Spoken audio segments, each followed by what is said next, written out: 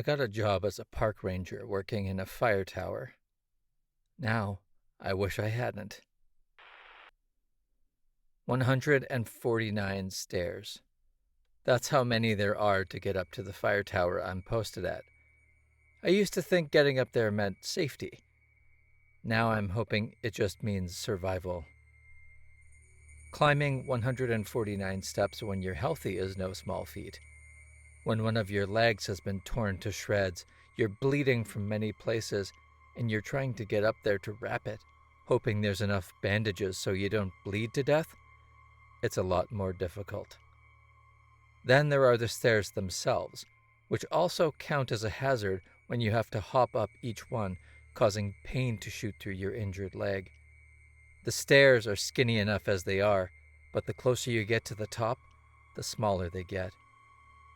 How do I know the exact number of steps? I counted them. I also counted which ones I miscalculated my jump, or brushed my foot against the step, or did something else that nearly sent me sailing over the rickety railing to my untimely death. The first time was one step number 3, then 15. 37 was a bad one. 52. 107. 120. And finally, 143. I guess it's a good thing I'm deathly afraid of heights. By now you may have figured out, I'm a park ranger. How did I end up playing this deadly game of hopscotch? It started a week ago when I got the job.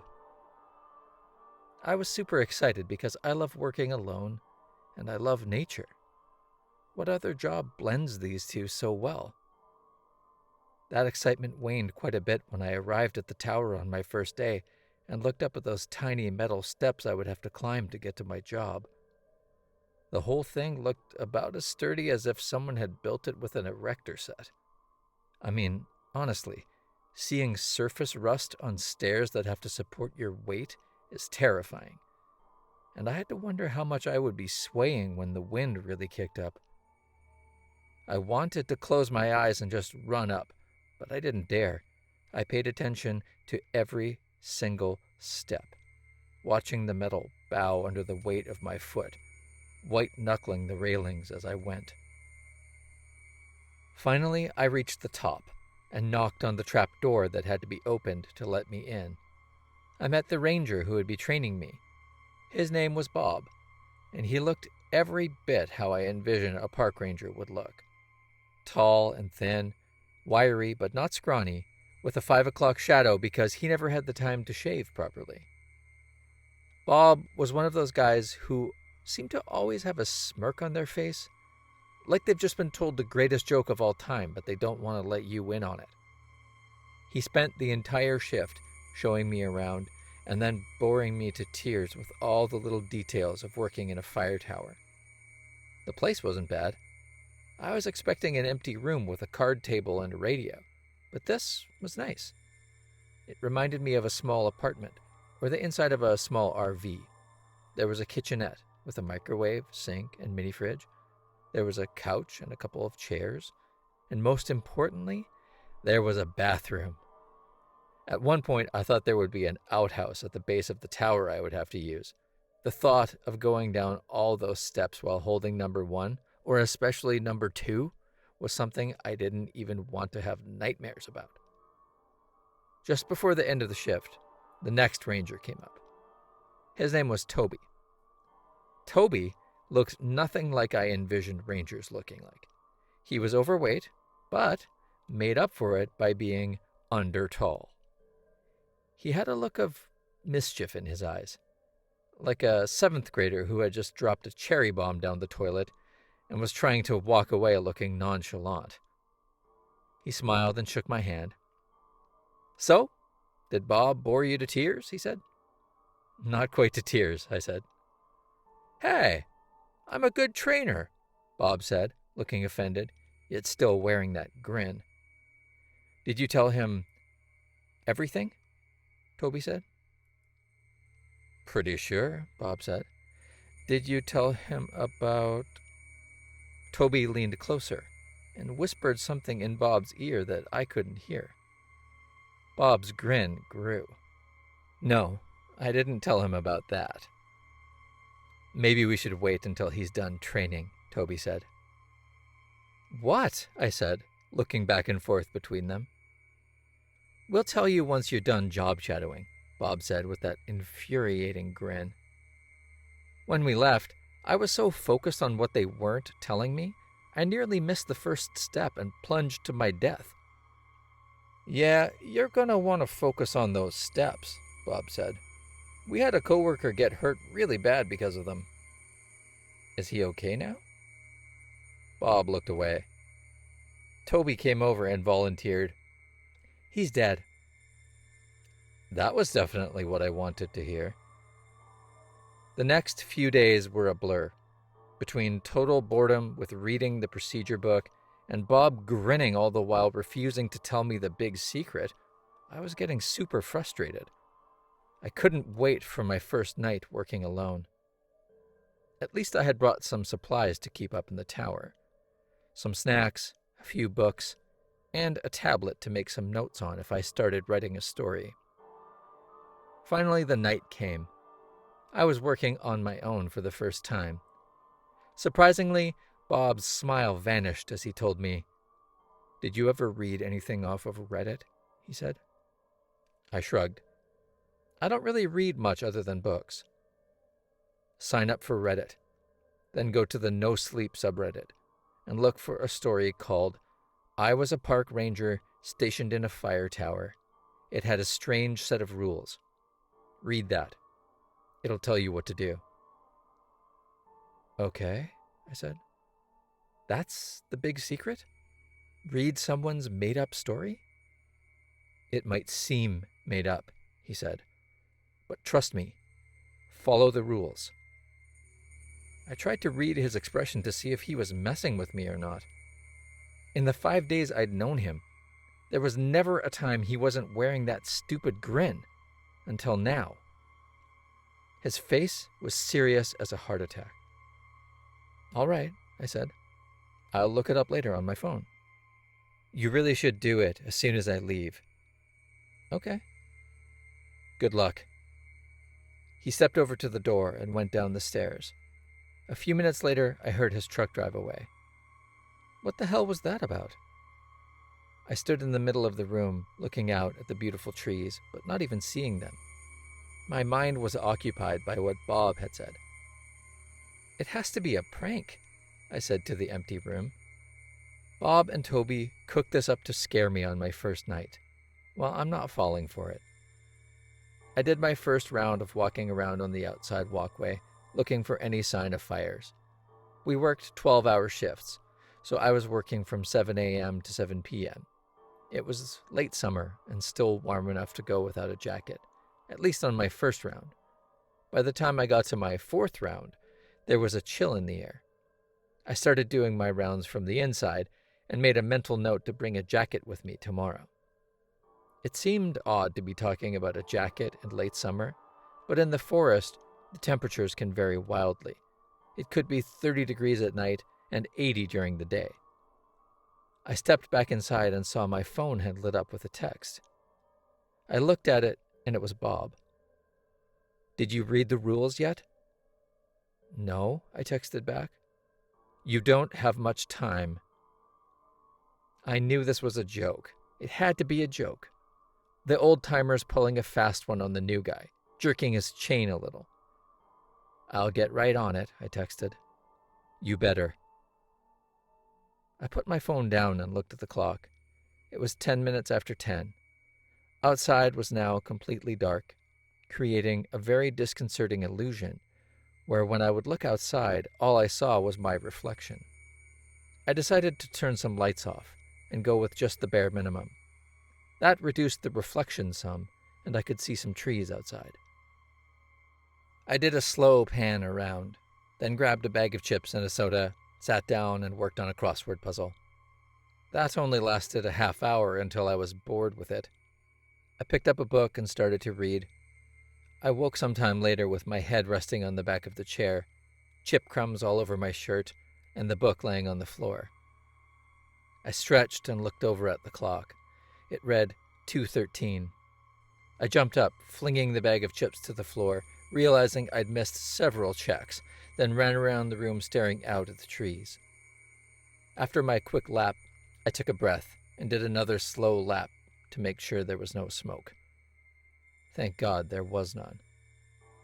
I chided myself for falling asleep on duty like that as I cleaned up my mess. I decided I should set an hourly alarm on my phone so that wouldn't happen again. When I picked up the phone, I noticed there was a series of texts from Bob. "Did you read it yet? Why aren't you answering? Are you all right? Don't open the door for any reason." The last one sent chills down my spine. Why would I open the door in the middle of the night? As I was thinking this, another text came in. "For the love of God, read it!" What the hell was wrong with this guy? Was he seriously losing sleep for a stupid joke? I decided I would humor him and read the story. I opened my phone and went to the Reddit site. I had just signed up and put my information in when I heard static over the radio. I stepped to the receiver and checked it. Static blared out of it, making me jump as I heard a faint voice in it. "Tower 7, do you read me?" I heard from a voice I could barely hear through the static. I hesitated for a moment, trying to remember if this was Tower 7 or not. "Tower 7, do you read me?" the voice said, sounding a little more desperate. I picked up the mic and keyed it. "This is Tower 7. Go ahead." "It's good to hear you, Tower 7, the voice said, suddenly clear. "I didn't think you would answer." "Well, here I am, awake and alert, answering you," I said. "What did you need?" "I already have what I need," the voice said, sounding like it was chuckling. "I'd like to come visit, if that's all right." "Tower 7, this is Base. Who are you talking to?" "I don't know. Someone on the radio," I said into the mic. "7, there's no one else on this channel," Base said. I got chills for a moment. What did that mean? How was I hearing someone that Base couldn't? Why would someone be calling now? Then it hit me that the Base dispatcher was probably in on the joke too. "Okay, Base, maybe it was just some random transmission." "Tower 7? The voice said. "Am I all right to come for a visit?" I hesitated for a moment. What if this wasn't a joke? Who the hell is walking through the forest at 2:30 in the morning? "Maybe we'll do that visit another time," I said. "Visit?" Base said. "What visit? 7, you know it's against policy to have visitors." "Yeah, sorry, Base. I won't be letting anyone visit." More static came over the radio. I could swear I could hear someone say something in the middle of it. It sounded like, "We'll see." I put down the mic and picked up my phone to read the story when I saw something off in the distance. It was a light, but it was hovering like a helicopter. I switched my phone to camera mode, zoomed in, and took a picture. It was weird because the light was blue. I didn't think helicopters had blue lights on them. Also, this light wasn't flashing. It was solid the whole time. It came closer, and I took another picture. It floated even closer. It was mesmerizing. There was no sound, no hum, no whirring of tiny blades keeping it afloat like a drone. Nothing. It was about the size of a basketball, and glowing the most brilliant blue I'd ever seen. I reached out for it, and it backed away from my hand. I took a step closer to the edge of the walkway, reaching out as far as my arm could stretch. It backed away a few inches, just out of reach.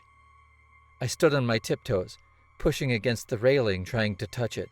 It moved away another inch. I reached the tipping point and pinwheeled my arms to regain my balance and shove back against the railing. I fell onto the walkway, landing hard on my backside and hitting the back of my head against the window. I looked up, and the light was gone. I shook my head, painfully stood up, and went back inside. I didn't want to do a patrol, but figured I'd better. After a slow walk around, I collapsed in the chair and set my alarm to go off in an hour.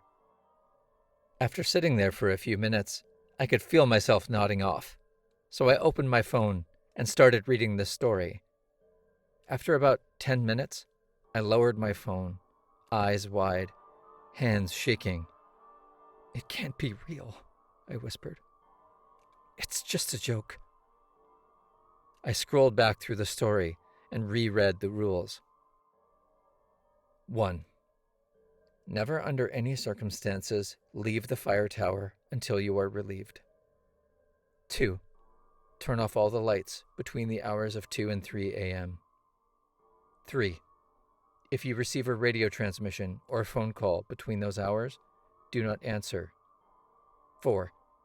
If anyone knocks on the trapdoor during those hours, tell them they'll have to wait until morning. Do not open the door. 5. If you see a glowing object floating toward the tower, don't look at it. Cover your eyes and count to 50.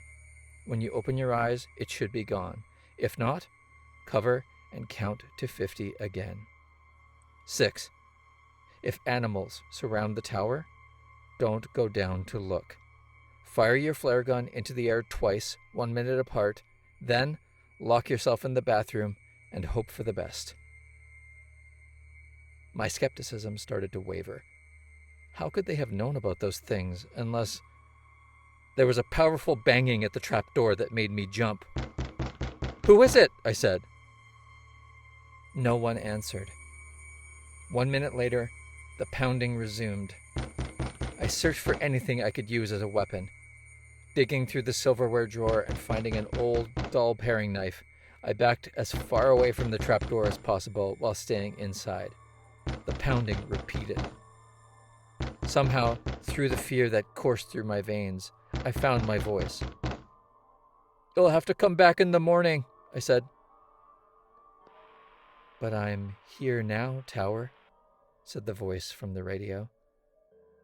"Let me in."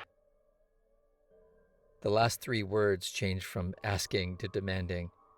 The voice also became deeper and more menacing. I didn't answer. I just slid down to the floor and hugged my knees. Holding my knife in front of me, silently searching through the story on my phone to see if there was something I missed, some way I could remedy the situation. But there was nothing, and the end of the story didn't give me much hope. I covered my ears and closed my eyes as the pounding continued, now mixed with the voice that was going back and forth between pleading and threatening. It whispered, then it screamed. It sounded like a young boy, then it sounded demonic. I rocked back and forth, trying to keep some measure of sanity as the assault continued. I began to wonder how long the trapdoor would hold before whatever it was broke through. Then, suddenly, it stopped. As happy as I was that there was no more pounding and yelling, I didn't trust it. My entire body was on pins and needles. It felt like the calm before the storm. The fire tower shook. It felt like an earthquake, only different. I stood and went out to the walkway to see what was happening. When I looked down, I couldn't believe it. The tower was surrounded by animals of all kinds.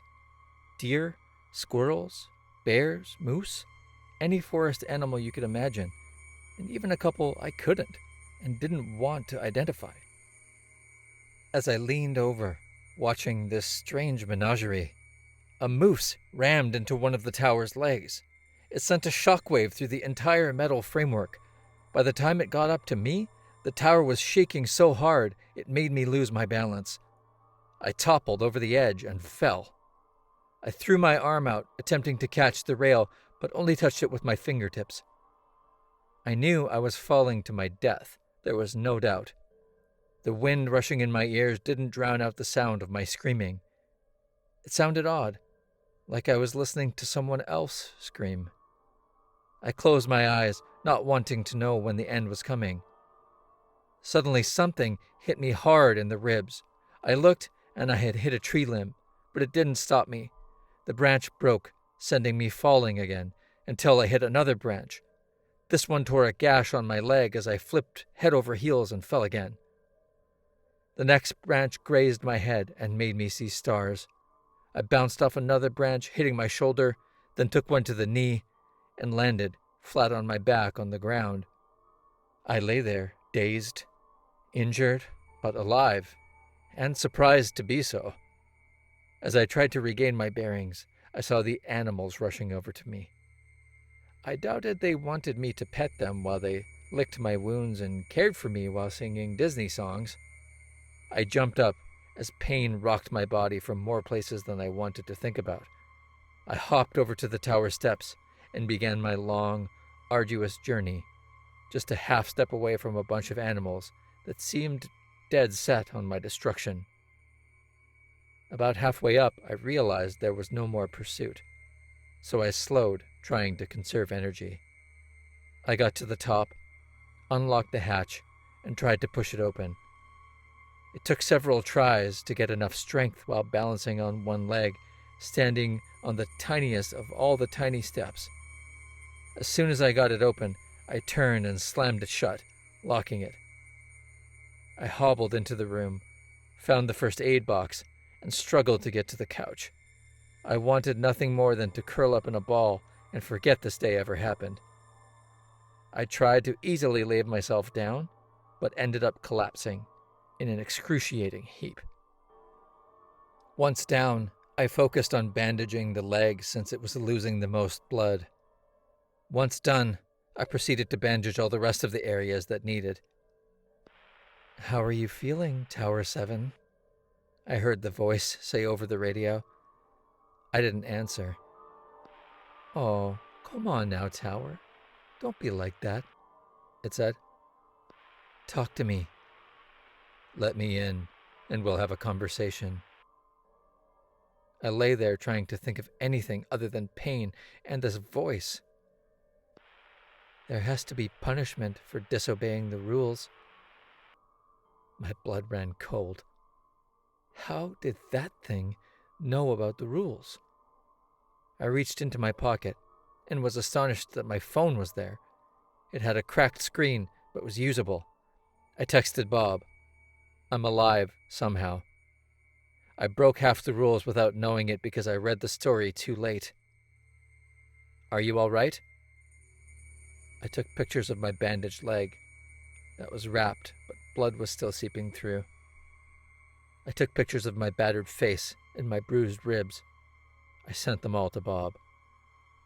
Good Lord, man, what did you do? I fell out of the tower. You did what? Was leaning over the edge of the walkway when one of the animals smashed into the support leg and shook the tower, knocking me over. How are you alive? Tree caught me. I'll call the paramedics and come in early to relieve you.